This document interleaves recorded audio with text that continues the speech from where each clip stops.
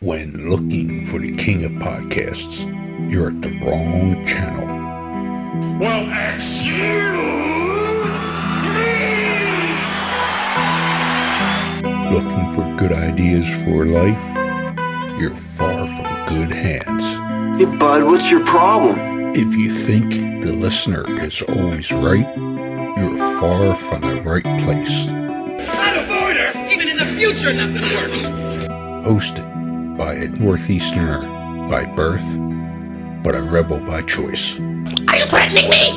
If you want a host that floats between love and madness, and we know the night is always gonna be here anyway.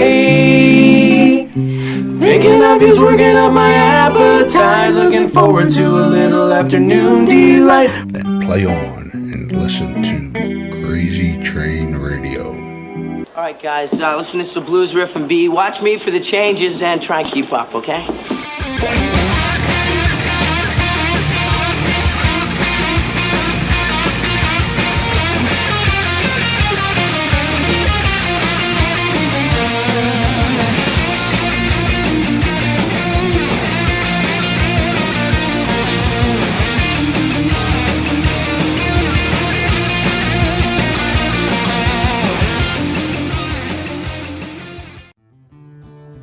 Warning, creators of this game do understand the subject matter may be offensive to some, but they do honor the families and people that have been affected by these real-life tragedies that these individuals have caused. Want to play a game? Oh, yeah! Lover of true crime? Yes, yes, yes. Well, we got an interesting game for you to check out. Wow. With the mashup of influences such as horror movies, collecting cards, and RPGs. What? Led to giving birth to an incredible creation of this game, Killers, the card game. You are all my children now. This game is a collectible trading card game featuring some of the most infamous killers, with tidbits of trivia on the back of each card to help you learn some insight to each criminal. Who the hell are you? Let's not forget, during the game, cops will be chasing you and these criminals. I'm a cop, you idiot! However, check out their website listed through all social media today, which can be found under Killers, the card game. Am I on the internet? I want to play a game.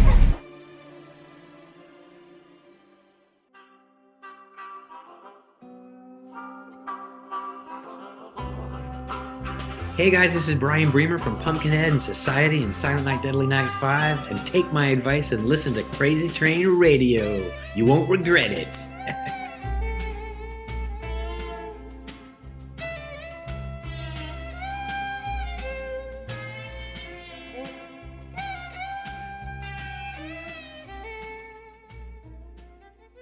Hey folks, it's your least favorite host in the podcast world, Croc, Jonathan Steele. And boy, do we have a good one for you today.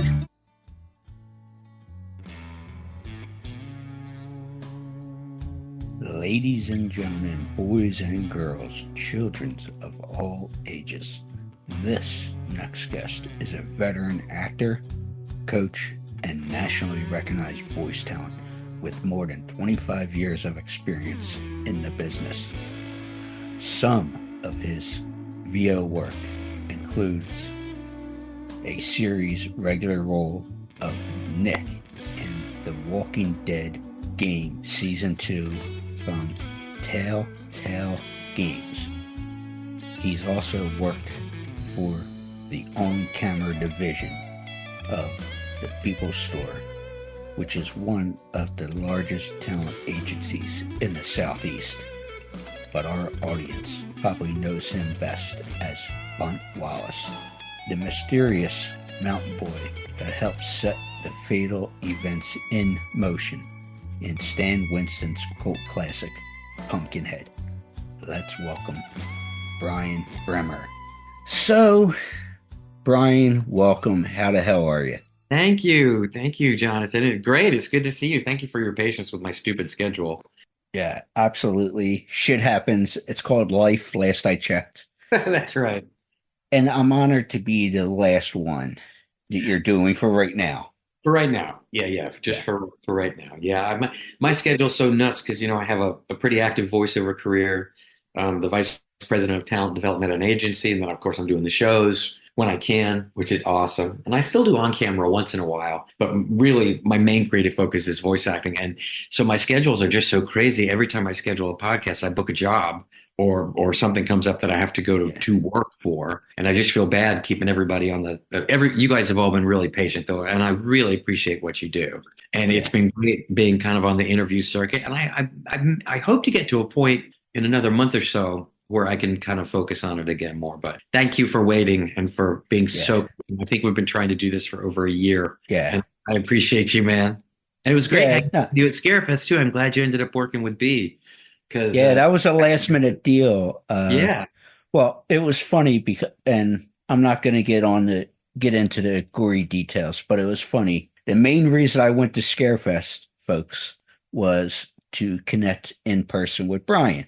Yeah. But again, shit happens, because obviously he has commitments with the show outside of show hours. Because obviously Brian is one of the main names. So it was there last year out of, what was it, like 60 people there last year? I think they had 70 celebrities there last year. That's what Eric told. Eric was my guy who worked at my table. And he said there were 70 celebrities there. It was a huge show. But yeah, anyway, so Brian was one of those folks like Kane Hodder and others doing like the local media circuit, drumming up people coming in. So first day we had that, then just, the weekend unfolds like it does. There was no hard feelings. We should have known, but we ended up working side by side. So that was a good That's thing. what I was going to get to. So obviously people know Patrice Bopley, who is Amanda Kruger from part 5 of Nightmare on Elm Street series. And I was wandering around because I had a fan from Australia ask me to pick something up for them. A signed poster from the Terrifier crew. Mm-hmm. I said, just pay for the stuff. All that. No problem. I'll take care of you. So I was doing that, and I came around the corner, and Beatrice was there. And they did normally at these shows, folks. There's usually like volunteers and all to help with the table and all that kind of stuff. And she didn't have anybody, so it's like, because obviously I've known her. It's like, all right, come on, I got you. So I was with her all weekend. But and she was right next to me. Yeah. And on the other side of that was Tom Vandale from Sleepaway Camp. Yeah. But the other thing from Scarefest, which I thought was cool, and I always like to say, I have the brain with the monkey symbols sitting there, Yeah. And I'm sitting there. Beatrice realized it once I said something where I go, hey, you're BB, Brian's BB, and Barbara's BB. Barbara across the way. Barbara Bingham from Bingham. That's what I was going to say. I couldn't think we're having a brain fart there, folks. Yeah, I was thinking Barbara Crampton for some reason, but it's Barbara Bingham. Yeah. Yeah, who's from Friday the 13th 8. Jason Visits New York. I said to B during a lull moment, I go, should do a triple BB photo. That'd be cool. She goes, oh, then it clicked. I think I posted on social media, but I'll share it with you. Oh, yeah, you have it? Yeah, I have it. You sent it to me. Yeah, that's really cool. Yeah, that's right. I did text it to you, but it was cool. It's like you had BB, BB, and BB, all right there in that little triangle. Yeah, so it was just funny how they set that up. Yeah, it is a busy show. I mean, they did keep me really busy with press, and I like to do the extra events to get in front of the fans too. I think my favorite thing this time was the story time. Yes, Friday night. Rose and me and B and some other Sleepaway Camp people read short stories by local Kentucky authors. That was so much fun. Oh my God, we had such a good time. Did you get to come to that, John? I was there for a little bit before I went to Crash for the night. Yeah, because that's when I ran into you out in the hall, and oh, that's right, we were talking there. Yeah, We were But yeah, like that was ships that cool. passed in the night at that show. I'm sorry about that. It was that is a crazy show. There are so many people there, and they do a lot of extra events for the fans too. I mean, I like to participate in those anytime I can. It just you get to really meet people and get to know them one on one. So that's a lot of fun. Yeah. The only disappointment I had from that weekend is, and I had it with me, but I didn't get a chance to ask you because of how busy everything was, to have you sign my Pumpkinhead DVD cover. Oh shit! Well, golly, man. Oh, well, we're gonna see each other again, I'm sure. Yeah, we'll cross paths at shows. Yeah, But for the sure. reason I left early Sunday, and it was funny when I was doing my reading because we know everything online is true. And Yeah, of course. I don't know if it was serendipity or what the reasoning was. I ended up in a town for a few days post Scarefest Yeah. called Hickory, North Carolina. Oh, no way. Yes, What were you in Hickory for? I had some fans of the show that lived there. They moved Oh, there from Tampa. no way. So for those of you listening who don't know, Hickory, North Carolina is where I was born. Yeah, baby. Yeah. And I Yeah. was staying right cool. across on a Cracker Barrel. Oh, no way. That's funny, man. Shocker, folks in the South. But Oh, yeah, no kidding. Get in my belly! Hey, that's Yeah, cool, but- man. That's awesome. That's really cool. What a small world. yeah, it was like, and when I saw that prepping again, I go, oh, Brian will appreciate that I was in Hickory for a few days. No doubt. I haven't been back there in years and years. But I grew up there. I was born there. My grandmother and great grandmother lived there. We're from there. We moved around a lot after I was born. My first dad, I've had three. I'm on my third dad. Thanks, Mom. My first dad, my biological father was in the military. So I was born in Hickory, and that's where she and my dad met. And then we traveled, of course, all over. I lived in all parts of North Carolina, South Carolina, Germany, all over. And then they divorced, and I was really young when they divorced. And then her second husband, who kind of raised me because it was from, 8 or 9 years old all the way up till 22. So it was that period where you're growing up. We settled in outside of Charlotte, North Carolina, actually across the border in Rock Hill, South Carolina. But that's kind of it was at the time like a bedroom community of Charlotte. So I never really felt like I had left North Carolina. Although North and South Carolina are very different. Mm-hmm. They're very different. People don't know, but they're very different politically.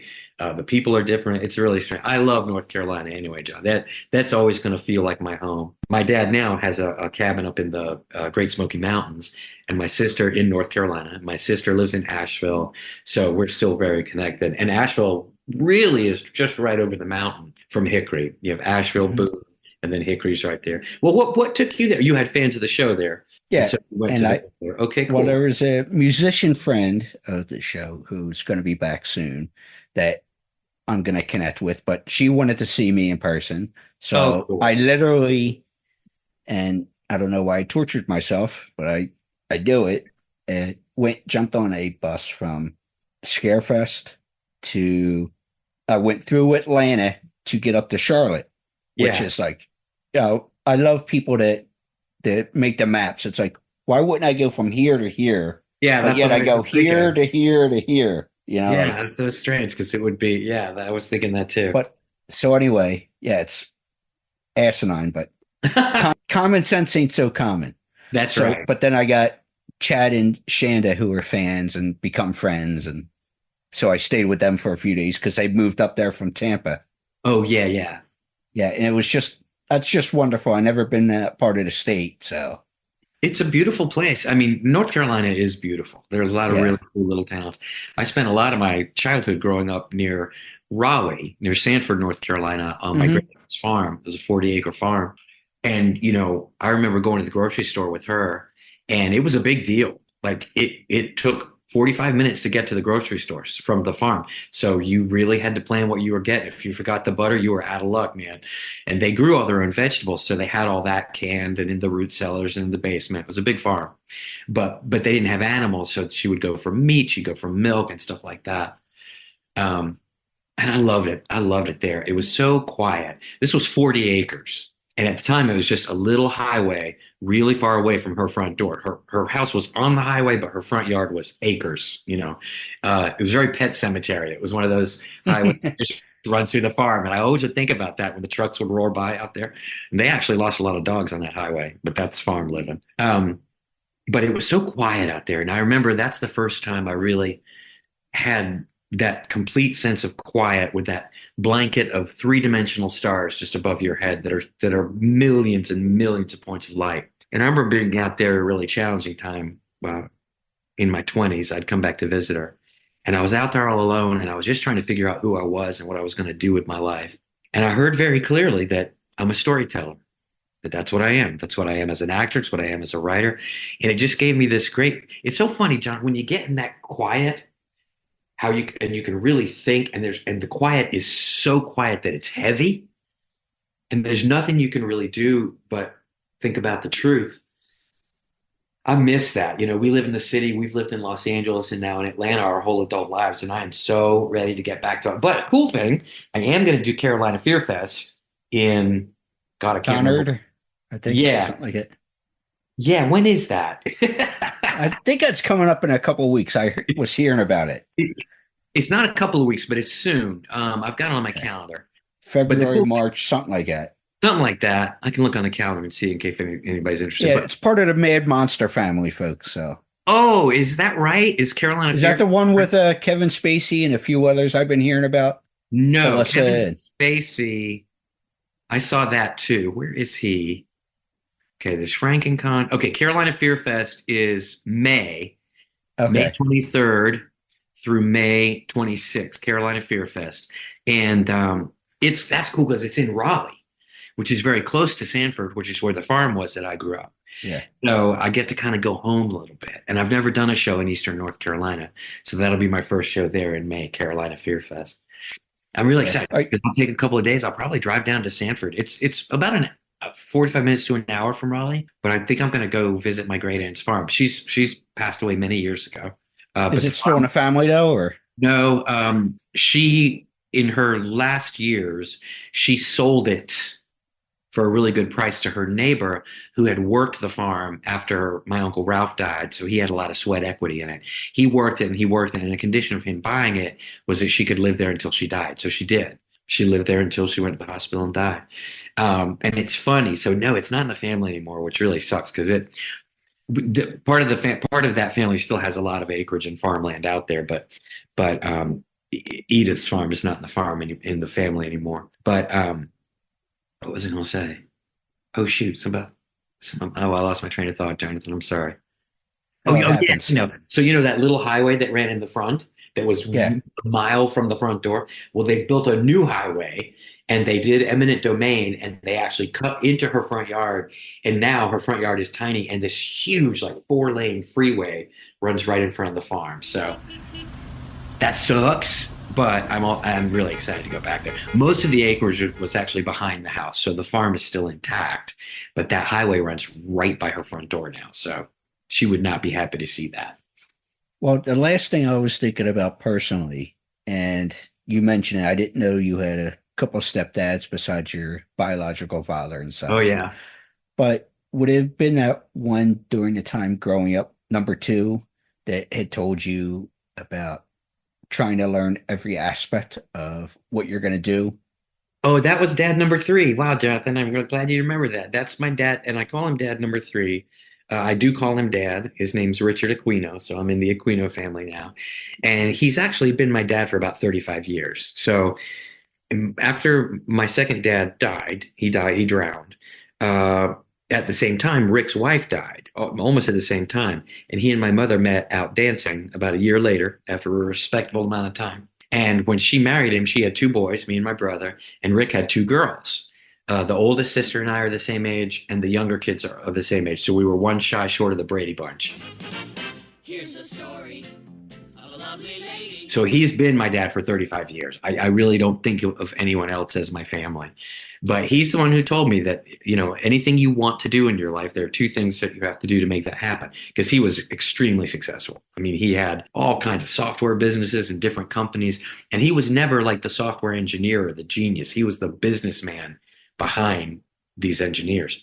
And he said, whenever my partners and I were entering into a new venture, we learned everything we could about that thing. Educate yourself 100%, as much as you can learn about the thing you're trying to do, and then walk through every door that opens. Don't let fear stop you. Walk through every door that opens. On the other side of that door, it may not be for you, but you're not going to know unless you walk through. And so many times, whether it's an audition or an opportunity, we sit back in fear or because we're afraid of failure. And the truth is, it doesn't matter. The only failure is not walking through the door. And for me, it changed the way I approached auditions. Like I would turn down a lot of auditions because I'd be like, oh no, I don't want to go through that. I don't, blah, blah, blah. It's too much work. It's too blah, blah. Or I was afraid I wasn't going to get it. Really, fear held me back in a lot of my life. And that was a breakthrough moment for me when he told me that. And now in business and in my arts career, in teaching, in everything I do, I try to remember that and I try to really hold that dear. A lot of actors, you know, I coach actors too, and a lot of them talk about their nerves and how they just can't get a control of their nerves. They just can't control their nerves. And I always tell them, you're not going to. Nerves are a part of who you are. They make you do the work. They give you that energy to perform. The key to your nerves not controlling you is knowing what you're doing, is knowing that you know what you're doing. I got to be the voice of Mr. Peanut a couple of years ago for 2 years, right? The Planters Peanut. Mm-hmm. And I've been a voice actor for 22 years professionally. So you would think, looking at that oh, he must not get nervous anymore. He must not get the jitters or the butterflies. Man, of course I do. I'm a human being. And I remember driving to that gig, my first gig as Mr. Peanut for VaynerMedia, and I was nervous as I could be, man. I'm like, oh my God, this is Mr. Peanut. I cannot F this up, right? And also you book the job, but then you have to do a good job because they could very easily replace you, if they don't like you or somebody higher up the chain hears you and doesn't like you. So there's all kinds of pressure. But once I get there and get on the microphone, it's the same when I get on my mic every day. My learning kicks in. And that's from years of study, continuing education. I'm at a good point in my voiceover career, but I still coach every single year with people that are further along than me. Like I'm always trying to learn more, get a better microphone, get a better, whatever I can do to learn. And I'm happy to say at my ripe old age now, I am at the point where I do trust my talent. I know that when I get on that microphone or I get in front of that camera, I'm going to do what I do, and I know how to do it. I think a lot of times when actors are afraid or anybody's afraid, they just don't really know what they're doing. So of course you're going to be nervous, right? Lack of preparation. Anyway, so that was life-changing for me when my dad said that. And I do try to kind of carry that. I try. I'm certainly not perfect, and I don't do it every day. But I try. I haven't met the perfect person yet. Yeah, not me neither. My husband's pretty close, though. Well, yeah. He's pretty close. Pretty close. Well, I can't say either way. I never met the man, but maybe you will one day. He always, people ask me all the time if he's ever going to come out to a convention. I just don't think that he will. I don't think that. I think he'd find it really interesting for about 5 minutes, and he'd get a kick out of people talking to me and me talking to people, but I think then he would just be out of his mind bored. He's not a big horror fan like I am. We like different kinds of movies. He tells me I like movies where there are sword clashing sounds, and lots of people die. I'm like, yeah, those are the kinds I like. That and science fiction. Mm-hmm. But we both love comedy too. So once in a while we find a really great comedy to watch. We both just watched Maestro. We really like that because he's a pianist, among many other things, but he's a fantastic piano player. We watched that one, and we watched Naiad together. And we had a lot, we don't sit and watch movies a lot together because he's not a big fan of sitting still. Whereas at the end of the day, if I can find a good movie to get lost in, I'm all about it. Yeah. I do my turn down service in my bedroom, I light a candle, I turn on Netflix or whatever, or Apple TV. If I can find a good movie to get lost in, I do. Well, we'll go there before we go back to the professional side of things. So and I guess you hinted at it a little bit there with the sci-fi and comedy and all that stuff. But if I was to come hang out at your place and whatnot, we say, hey, let's throw something on TV, like you said, whether it's Apple or Netflix, that's one, that Hulu, whatever. Yeah. Or, cable, whatever it may be. What do you think is the most likely direction we would go? Probably vintage horror. I would say we'd watch John Carpenter's Halloween. Then we would watch Aliens. I mean, I love Alien, but Aliens, of course, has Lance Henriksen, who's my buddy. And then maybe a new sci-fi series on Apple. Apple does Foundation. Did you watch Foundation on Apple? I haven't yet. Oh my God. That's an intense show. It's good. Probably sci-fi or vintage horror. I'd say that's if you were at my house, that's probably what we'd check out, John.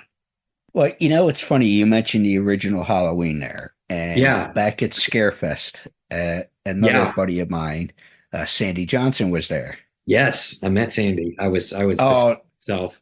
And her husband, Dan, is awesome. Yeah. And to me, that's the I'm coolest thing about doing the shows is that I get to meet Nick Castle and I get to meet Sandy and I get to meet all these people. And I mean, that movie, for me, like a lot of people come up to me at the shows and tell me what Pumpkinhead means to them. Specifically, that one probably more than the others has a connection to people and their childhood, and usually a connection with a parent that showed it to them for the first time. That's kind of the story I hear a lot with Pumpkinhead. For me, the original Halloween is that movie because I saw it when I was about 11 or 12 years old in the mountains with my mom, my grandmother, my two grandmothers, and my great grandmother. We were on a generations trip through the mountains, and we were staying at this little hotel called the Peaks of Otter Lodge in the North Carolina mountains, and it was the Bates Motel. And you had to walk outside of your room to walk down the hall to the lobby, just like the Bates Motel.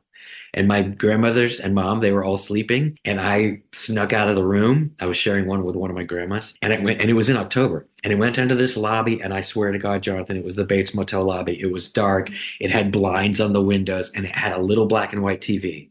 And there was nobody in the office, but the black and white TV was on, and they were playing Halloween. And that is the first time I saw it. I sat there in the middle of the mountains in the dead of night at midnight watching Halloween on a black and white TV. And then I had to walk back to my room, and it scared the shit out of me. So that has always been my favorite movie. I got to meet Nancy Loomis at New Jersey Horror Fest year before. And I said, oh my God, we play this movie all the time during Halloween, Nancy, and we will hear you from the kitchen going, Lindsay. And I think she kind of got a kick out, and probably not, because I think everybody probably, says that to her. But that's a big thrill that's probably the most fun for me, other than just meeting people that know my work and that my work means something to. It's me getting to meet people like Sandy. So, and she is the nicest person. Oh, Nick Castle too. Never met Nick, but I'll tell you, because I got a relationship with Sandy and Dan, her husband. Yeah. And obviously I'm not the first person to say this about Dan.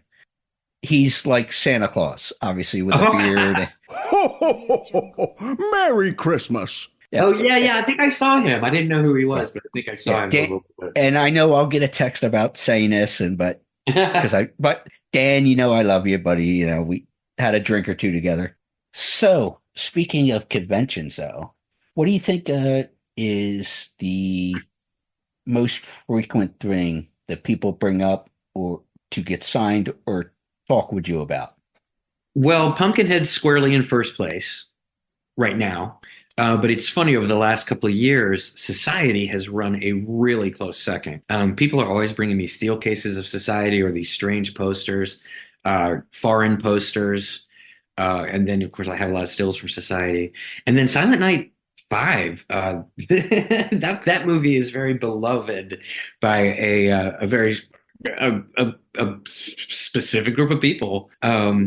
People love that movie. I've had people tell me they love the first Silent Night and the last one. So, but by and large, it's usually Pumpkinhead memorabilia, and the stuff I've seen is just amazing. In New Jersey, someone brought me a graphic novel about Haggis the witch and her three sisters. It was like a fan novel. I'd never seen it before. It's like the whole backstory of Haggis and how she became a witch, and her three sisters who are witches, and each of them has this particular demon that they're kind of in charge of. So that's really fun to see, and that's probably that's probably, as far as the stuff I sign, That's probably the most stuff that I sign. But I'm always surprised. I was at a show in Canada, and somebody had a promotional one sheet from a television show I did for CBS, like my first year in Los Angeles, called TV 101. And he's like, "No, we love this show. We found it on YouTube," and then he sent me a bunch of episodes. So I'm always surprised.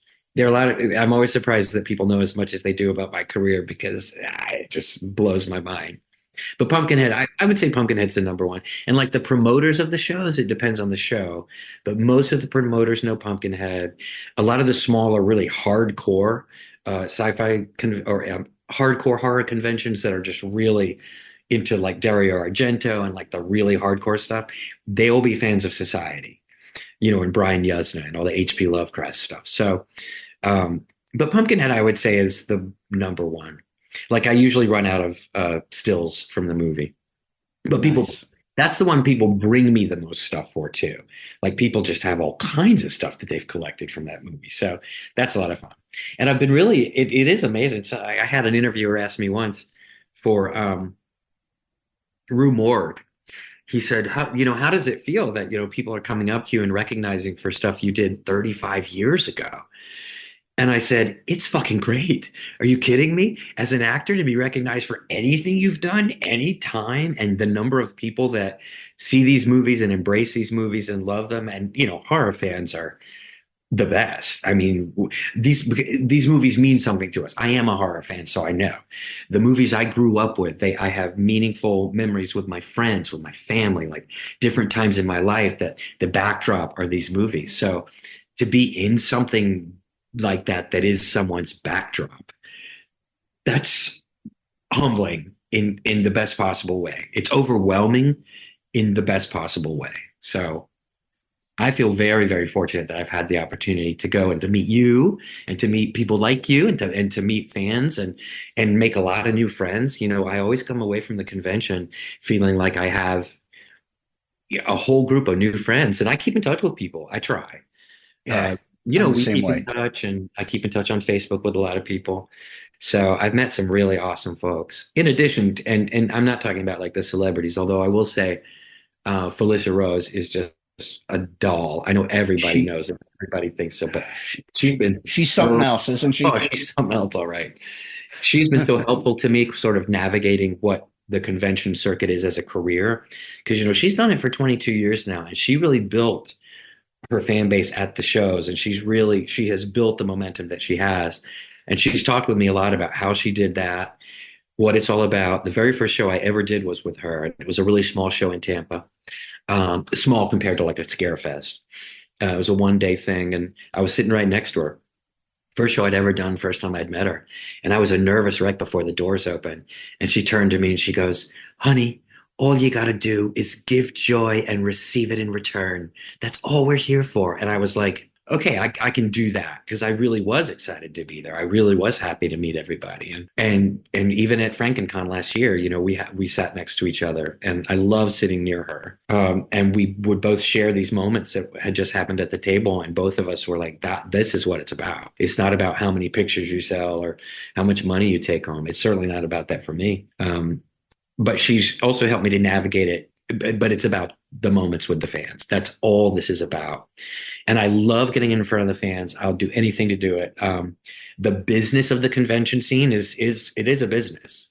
Yeah. If you're not a superstar or like from one of the big franchises, like I'm not, and I'm not, I'm primarily a voice actor now, although I'm getting back into on camera. So who knows what I'll do next. But I'm definitely nostalgia horror. So I'm niche, yeah. Right?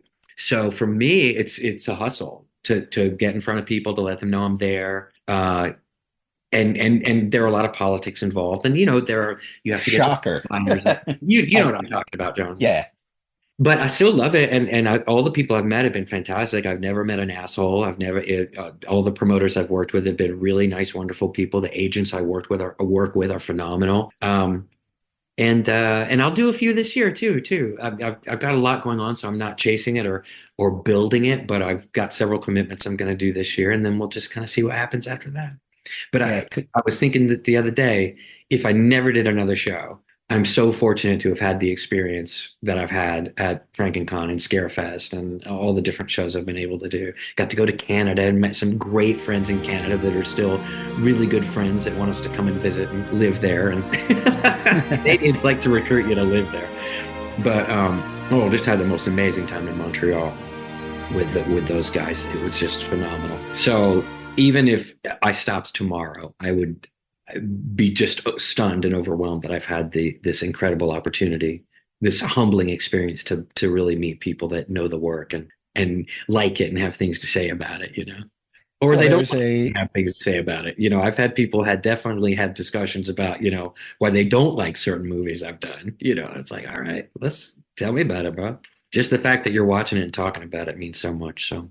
You want answers? I think I'm entitled. You want answers? I want the truth! You can't handle the truth! It's funny. I'm talking to another buddy because of this that I've met a few years ago she's kind of in the same genre, I guess.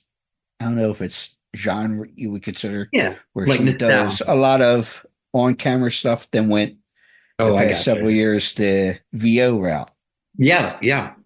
And now she's starting to go back to on camera and stuff. And she's like, I really want to try to get back into the convention circuit. So I've been helping her navigate that as much as I can. Well, so you know firsthand. I'm not the agent an agent per se, but I know enough about the business it's one of those, I know enough to get myself into trouble. I'll put it that way. You. Yeah, I understand completely. Me too. So that's me too. I was thinking, I reached out to a couple shows for her on her behalf, and all. I'm like, well, they're probably not going to want to talk to a podcast host, but I know one of the good agents for conventions and stuff, and I said, let me reach out to this particular agent. I have a relationship with acquaintance. I said, hey, mention a person's name. She wants to get back into it. Oh my God, oh my God, that person would do well. Let me get over this strep throat so it'll be nice to get her. Yeah, that's awesome. It'll be nice because it's going to be one of those, let the people who do that help her out. Yeah, totally. Because if my roof, like I like to say, if my roof was leaking, I'm not going to call a mechanic to fix the roof. That's a good point. Yeah, that's a good point. I'll put her with the people who do that and are trustworthy and not going to screw her over or any of that stuff. So, I'm not going to point her in the wrong direction. Yeah, that's right.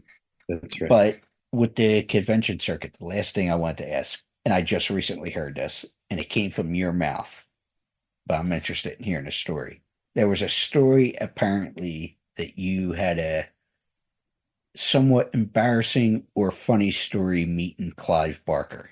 Oh, yeah. Did I tell you this story? You didn't tell me. I heard this on another hand.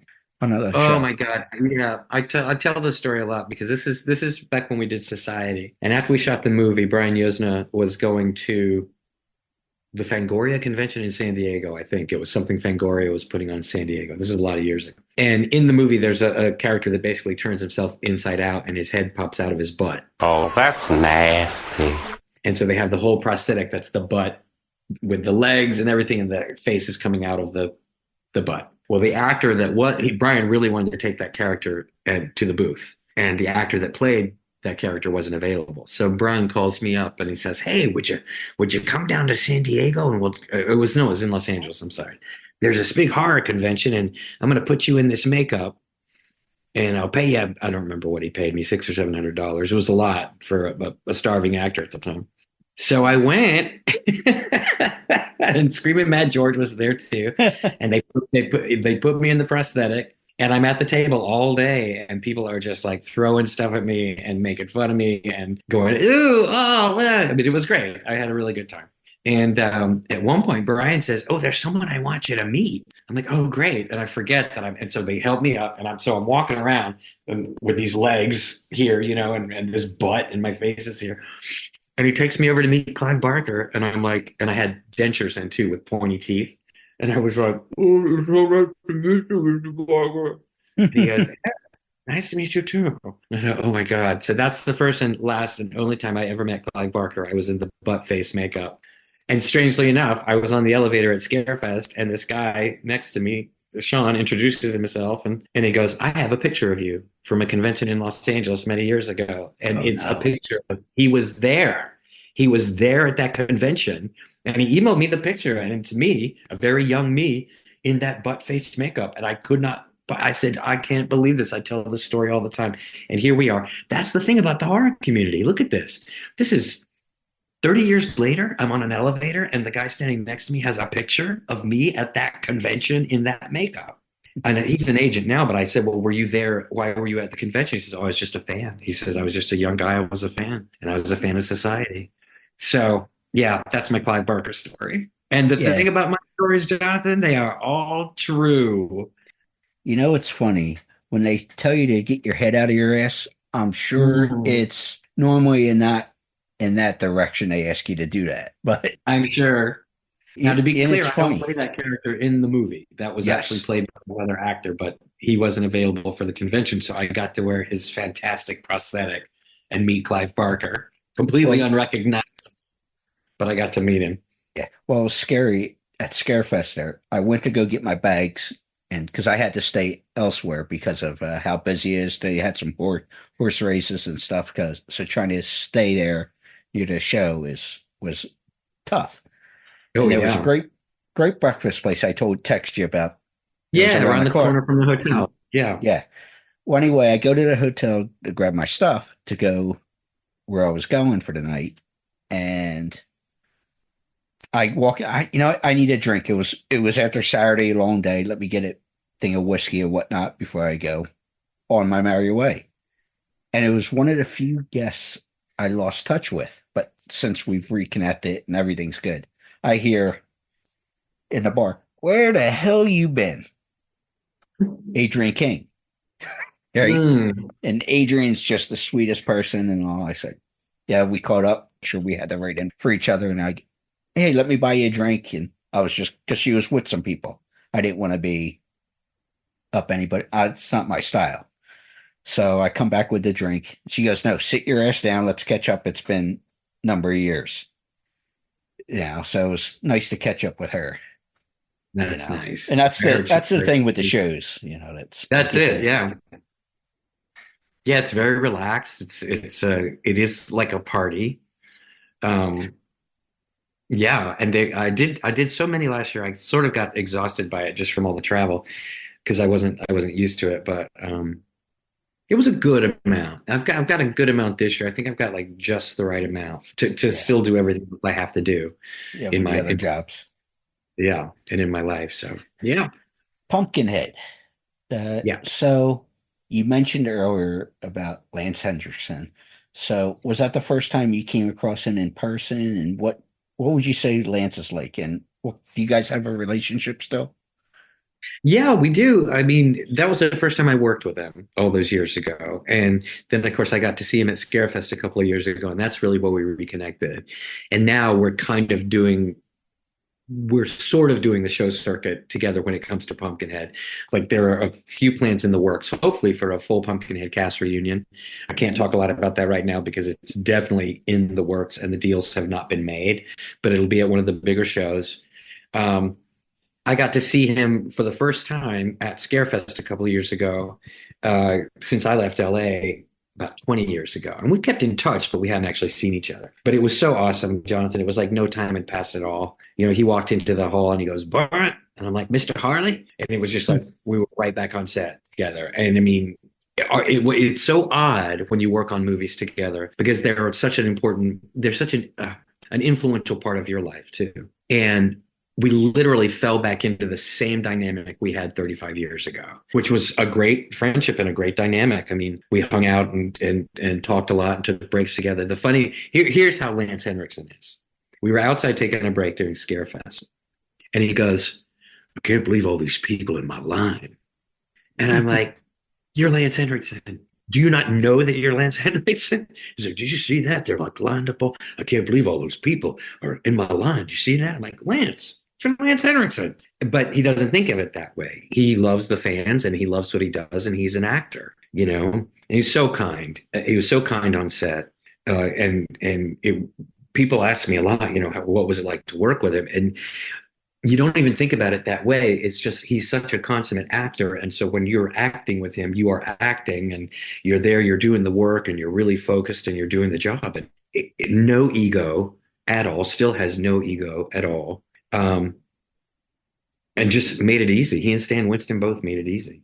So yeah, I'm very fond. I actually I admire him. He shaped a lot of my philosophy when it comes to how I approach work. I remember at one point he said, "You're going to do a lot of things over your career. You know, no matter what you think or what people tell you about the script or whatever, just honor the work, honor the work, honor the script, and do the work."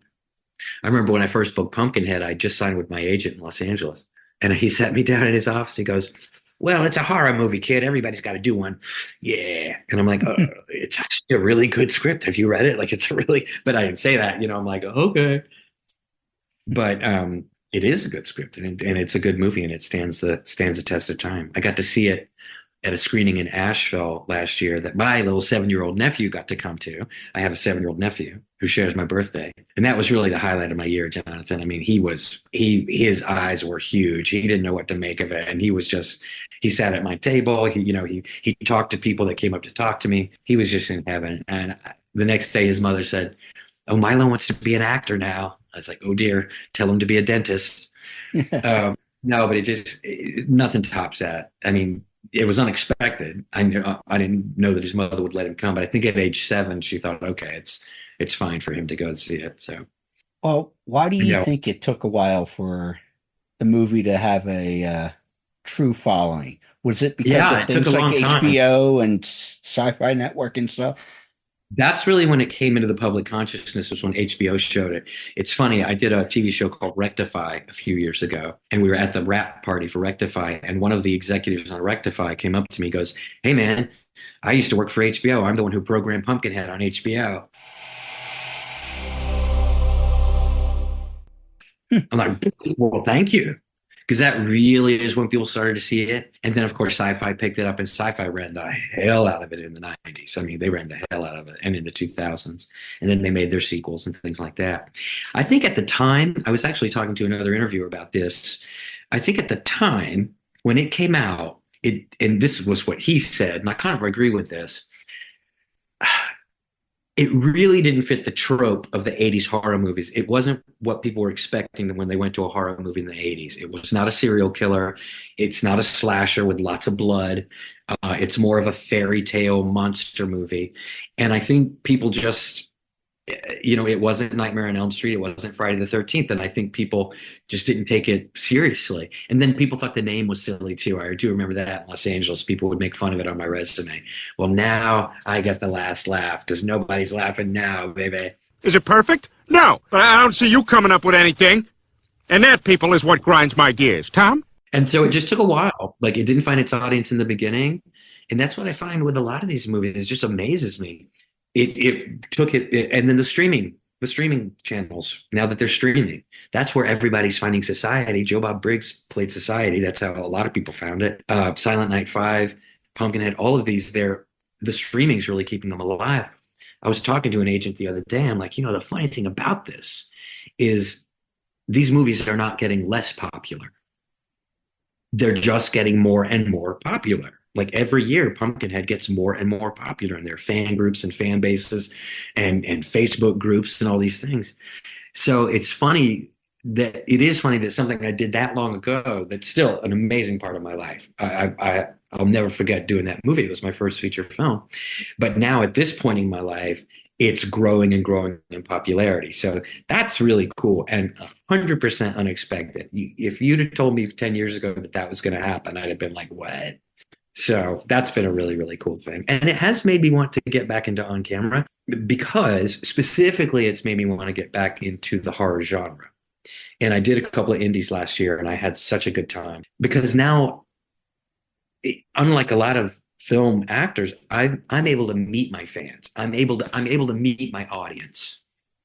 I'm able to meet the people that are coming to see the movies. So when I did these 2 films last year, I'm very much thinking about Wendy and you and Jonathan and another Jonathan and all these people that are friends of mine now. And Eric and God, I mean, I could go on forever and ever. People that I've met at these shows because I know they're watching.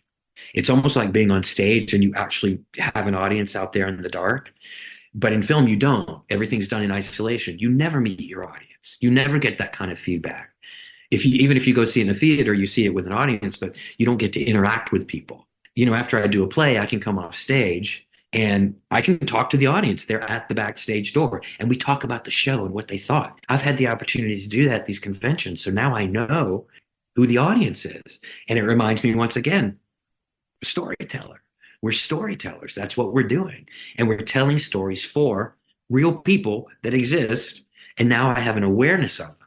So that's made me want to go back. We'll see. I don't know. I never enjoyed auditioning for on camera. I never enjoyed it. I never enjoyed it. I never enjoyed it. I have never liked the process of getting the job. I love when I have the job, but that's not uncommon to many actors. Nobody likes to audition. On the other hand, I love auditioning for voiceover. I'll do it all day long. It's just there's something about what that is that I just, for whatever reason, really respond to. And that's a long discussion. But I know how to audition now, and I'm not afraid of it. So I've been kind of dipping my toe back in the water of the on-camera scene. So we'll see. We'll see. Well, I'll put it this way. Michael, Fuzz on the Lens crew, call me. Let's put you in touch with Brian because you guys do a lot of horror. And Great. I know you guys are working on T3 now as we speak, Terrifier 3. Oh yeah. Let's put you in touch with Brian. Get him. Yeah, give me a good word to those guys on Terrifier. Yeah, that would be a good thing. That crew. As the psychiatrist or the guy behind the counter selling chewing gum, I don't care. I'll do anything. Yeah, exactly. Thanks, Jonathan. I appreciate that, brother. No, but I'll give you a commission on that if I get that job. Right on. Speaking of the voiceover work, and I don't want to keep you forever. Yeah. Good. What is it like starting in voiceover work? But I will mention, and we'll touch on this as well, is you teach classes over at Atlanta Voiceover Studio. I do. So, I have for 8 years now. Yeah.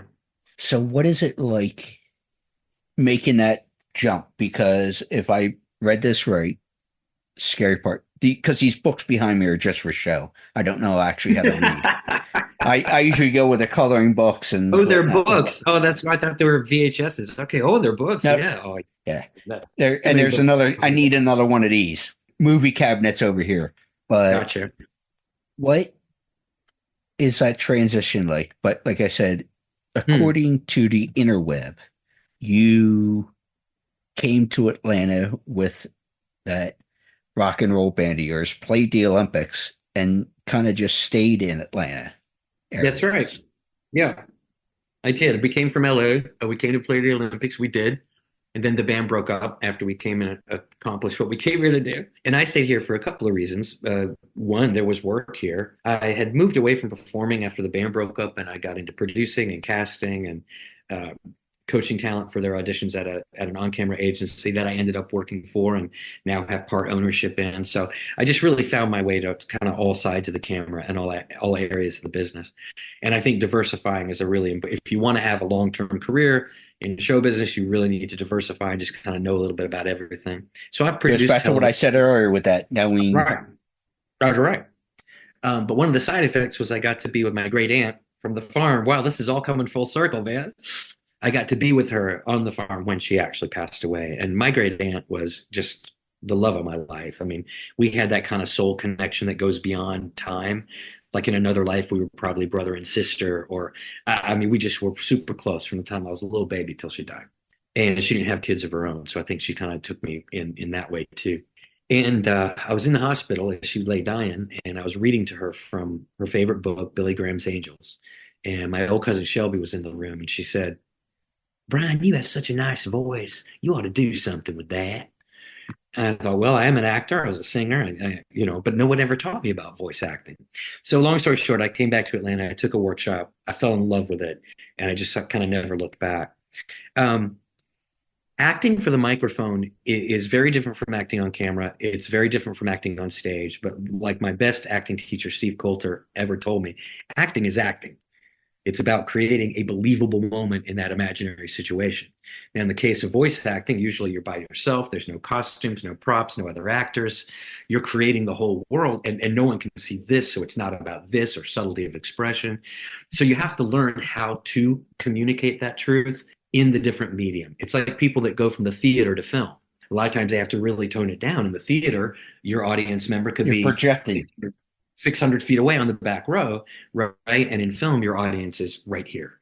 As close as the camera is to your face, that's how close, or the frame, this is how close the person is you're talking to. So learning to make those adjustments. On camera, mic acting is a little more theatrical. There's a little bit of a different level of energy that's required to actually get those same emotions and feelings across with just your voice. So you have to learn it. It's a technique. There's a really simple technique we teach to kind of get you started on it. Basically, it's just speaking to one person, and you have to have that person there with you and in your mind, and understanding who you're communicating with and how you're trying to make them feel. If I could simplify it, and that's really simplifying it. But yeah, so it's different. It's just it's a different technique you have to learn because you're dealing with different equipment. Right. Exactly. You're a different environment and different equipment. So, but it can be learned. Now, I'll have a lot of film actors that take my intro to voiceover workshop because we talk about the business of voiceover too, which is different from the on-camera scene. And sometimes they'll leave the workshop and go, this is not for me.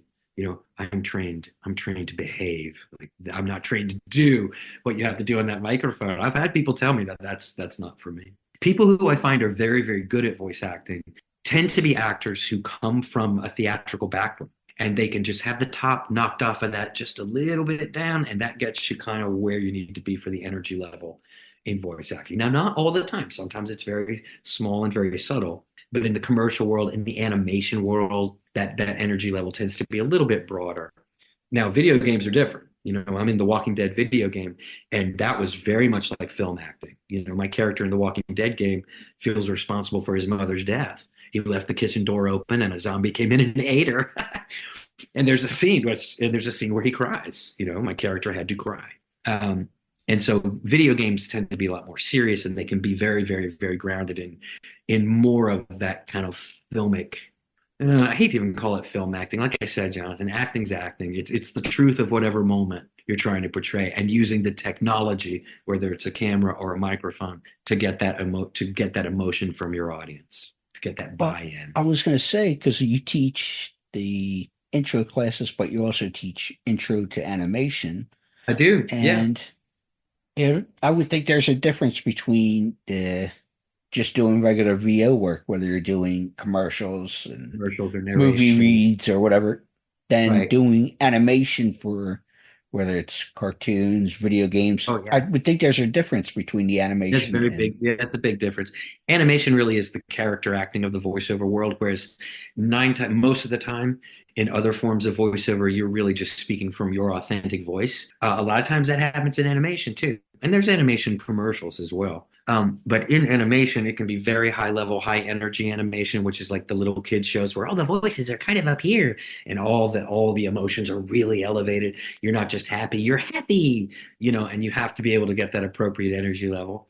But there's also conversational animation like BoJack Horseman, where you're just, and there are a lot of celebrities on that show, but where you're just having conversation. But even in conversational animation, when the stakes are higher, meaning when people are angry or people are emotional or upset for any reason, the energy level, it tends to lean towards the energy.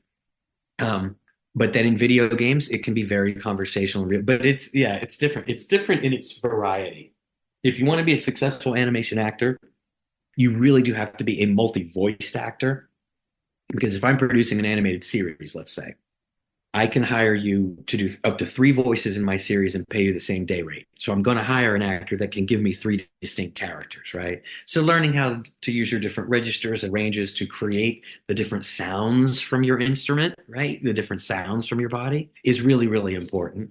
If you look at Dee Baker, who is like the most prolific animal creature effects noisemaker in the world, and go to dbaker.com, you'll kind of see what I mean. But learning the variety, like where the different voices come from, is critical, but then you have to have the level of acting skill behind it to give those character a worldview, to give them a way they look at the world, an attitude, something they want. Like you can't ever mistake animation for being just a silly voice. There's got to be life behind the characters. That way the audience leans in and they connect and they relate to the characters.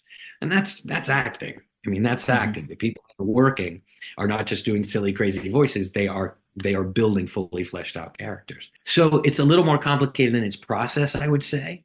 And then say commercial or narration. It's a skill level that not everyone possesses or wants to possess or even wants to be a part of. But, to me, it's just another way to expand your craft, to learn more about your craft and hey, let's see what we can do. Let's see what we can do. But it is different. Yeah.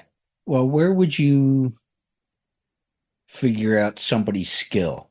Because when you get these students that come in, because as you were saying that with the different aspects, and I just started watching Ted on Peacock, the series, but obviously I think of the first movie, and obviously everybody knows Patrick Stewart, Star Trek, and everything he's done throughout his career. And he did the voiceover for the intro of the movie, like the intro narration. And it was, obviously it's funny as hell. And it's not the most PG or PC, I should say. Sure. Or is it somebody like a Patrick Stewart that brings the humor to what the story he was trying to convey for that voiceover? Or is it, how would you describe that? If you know where I'm going with that. I do. I think it's innate talent. I think you can recognize innate talent. I think Patrick Stewart is bringing him to it and his own sensibility. He's interpreting that material and he's giving a take on it. And then the director probably works with him too to like figure out the tone and how exactly they want it to be. An actor's talent is 100% essential, but it's definitely a collaborative effort. You can't really do anything without the team, your directors, your coaches, and all your people. No matter where you are, any actor will tell you that. As far as how you identify a person's skill level, since I do teach the intro classes, and those are my favorite classes, because I'll get a combination of very skilled actors who've just never done voiceover, who want to come in and find out about it, and people who have just heard they have a great voice, which is, or who have no acting experience at all that come in. So I get to kind of gauge, and I was talking with somebody else about this the other day. You can kind of gauge when somebody has an intuitive talent. They just have that intuition and they have that intuitive skill, whether they're a seasoned actor or they've never done it before. And then you can tell there's a certain person that has the potential, but they need to train and they need to learn.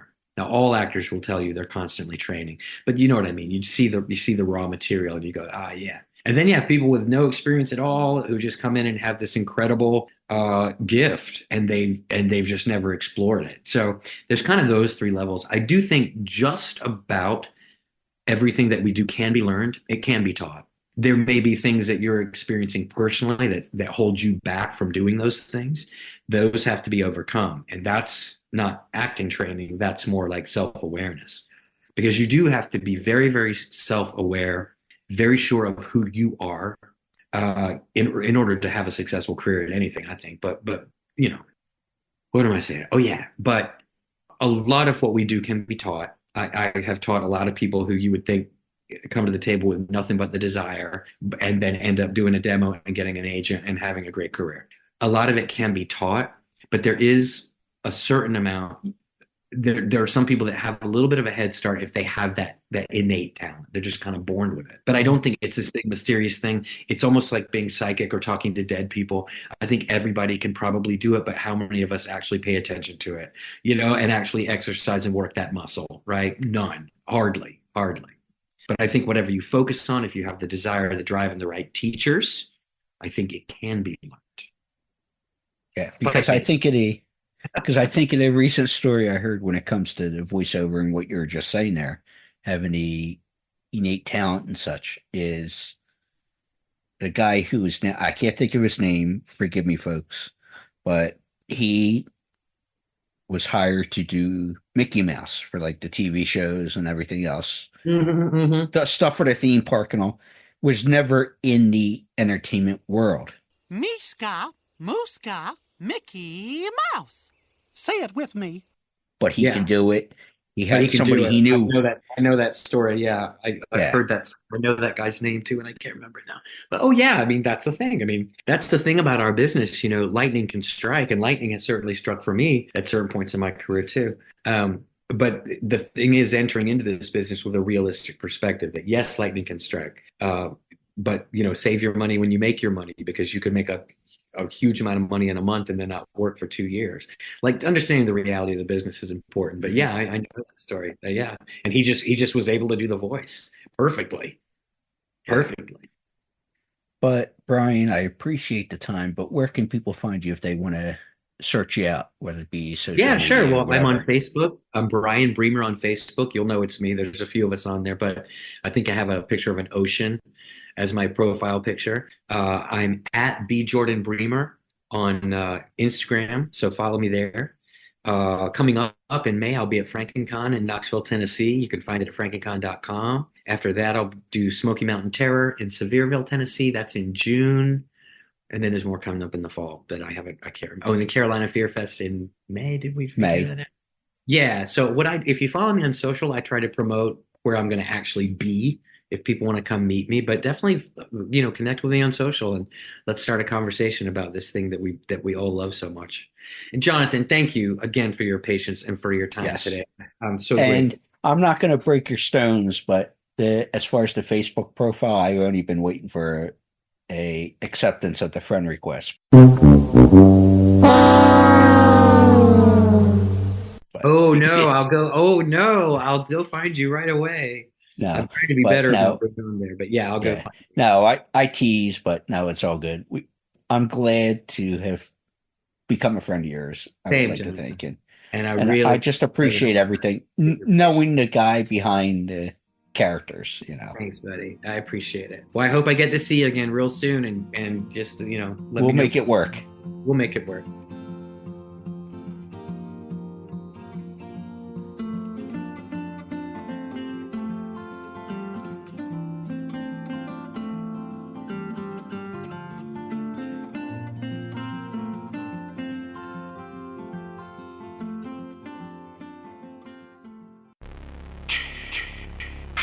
Hey there, Friday fans.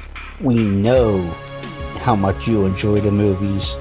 Enjoy grabbing your Friday merchandise and interacting with the Friday family, whether it be at conventions or during our particular watch-alongs. Well, when you're looking to get yourself masks, why not check out our friends over at Camp Blood Customs out of New York State and order your specific custom mask from any of the films. All orders are made specifically. Your needs and wants are. Make sure you find Camp Blood Customs on Facebook, Instagram, and all over social media and order yours today.